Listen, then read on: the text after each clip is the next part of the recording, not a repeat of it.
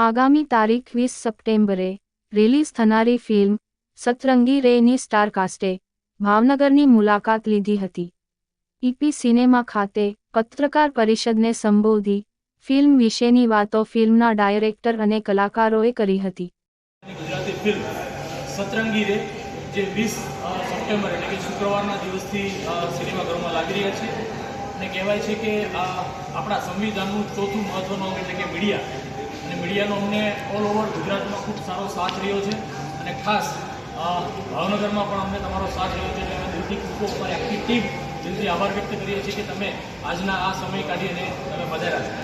વાત આવે છે ફિલ્મના હીરોની, તો એ છે અને ગૌરવની વાત બીજું એ છે કે આપણા હીરો ભાવનગર જિલ્લાના જ છે, ભાવનગરના જ છે એમ કહી શકાય એવા રાજ બસીરા.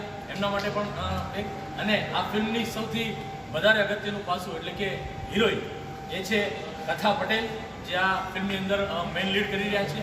અને કહેવાય છે કે ફિલ્મ ત્યારે જ બને છે જ્યારે પ્રોડ્યુસર હોય, ફાઇનાન્સર હોય ત્યારે. તમારી આ ફિલ્મના પ્રોડ્યુસર એવા વિપુલભાઈ ગાંગાણી અને કો પ્રોડ્યુસર અમારા દિનેશભાઈ માંગુકિયા. આ છે અમારી ટીમ. ધર્મેશભાઈ નામ તો આપ્યું છે અને કીધું પણ છે કે હું તમારા ભાવનગરનો જ છું, અહીંનો જ છું. તો ફિલ્મની સ્ટોરી વિશે વાત કરીએ તો આપણી સતરંગી રે જે ગુજરાતી ફિલ્મ છે એ પારિવારિક સંપૂર્ણ મનોરંજક ફિલ્મ છે અને ફેમિલી સાથે બેસીને જોવાય અને યંગ જનરેશનને પણ એક સંદેશ આપતી એવી મસ્ત મજાની મ્યુઝિક સાથેની એક કોમ્બો જેને કહેવાય એવી એક મસ્ત સ્ટોરી છે. અને એનું ડિરેક્શન અમારા સર ઇરશાદ દલાલ ડિરેક્શન પણ કર્યું છે, રાઇટિંગ પણ એનું છે અને લિરિક્સ પણ એને જ લખેલા છે. અને અમારા મ્યુઝિક ડાયરેક્ટર બધા બોમ્બેના છે, બહુ સારા સારા સિંગરો પાસે અમે સોંગ્સ ગવડાવ્યા છે, જેમાં ઐશ્વર્યા મજમુદાર, જીગરદાન ગઢવી, પાર્થિવ ગોહિલ, અન્વેષા, ચેતન ફેબર જેવા મસ્ત સિંગ. સાદગી ભરેલો છોકરો છે એની એક કથા છે. આપણા સમાજમાં હું કોઈ પર્ટિક્યુલર સમાજની વાત નથી કરતી, પણ ઘણા બધા સમાજમાં આજકાલ જે સમસ્યા ચાલી રહી છે કે છોકરો 30ની ઉંમર પાર કરી લે પછી છોકરી મળવી થોડીક તમને કંઈ કોમ્પ્રોમાઇઝ કરવું પડતું હોય છે. ક્યારેક ક્યારેક એવું નથી કે નથી મળતી, પણ થોડી કોમ્પ્રોમાઇઝ કરવી પડતી હોય છે. એને લગતી બાબતોને અમે ચર્ચવાનો પ્રયત્ન કર્યો છે. બાકી મારા પાત્ર વિશે વાત કરું તો ફિલ્મમાં મારા પાત્રનું નામ છે અવની પટેલ. અવની પટેલ એક લાડલી છોકરી છે એના પપ્પા અને દાદી, અને એક મોડર્ન ગર્લ છે પણ એની વેલ્યુઝ અને કલ્ચર એનું જાળવેલું છે. અને ફિલ્મમાં એક સોશિયલ મેસેજ છે. હવે મેસેજ કઈ રીતે લેવો, ઘણીવાર ડિરેક્ટલી લેવાઈ શકતું હોય છે, ઘણીવાર કેરેક્ટર એવું બી કંઈ કરતું હોય છે જે આપણે ન કરવું જોઈએ એવો બી સંદેશો મળતો હોય છે. તો આ ફિલ્મ દ્વારા અમે ટ્રાય કર્યું છે કે બંને વસ્તુને બેલેન્સ કરીએ. અને બાકી રાજે જેવી રીતે કીધું, ખૂબ સરસ મજાના 5 સોંગ છે. યુટ્યુબ પર 3 સોંગ રિલીઝ થઈ ચૂક્યા છે. મેં કર્યું છે સિનિયર રાઇટર જોડે કામ, પણ પર્ટિક્યુલરલી મેહુલ સર જોડે નથી કર્યું. ભાવિનીબેન જોડે તો પહેલાં કામ કર્યું છે એટલે એમનો નેચર તો હું ઓળખું છું, બહુ જ મોજીલા છે. મેહુલ સરનું મને થોડી બીક હતી કે સિરિયસ જેવા હશે ને, પણ એ જેવા આયા સેટ પર એવી રીતે જ મસ્તી શરૂ થઈ ગઈ હતી.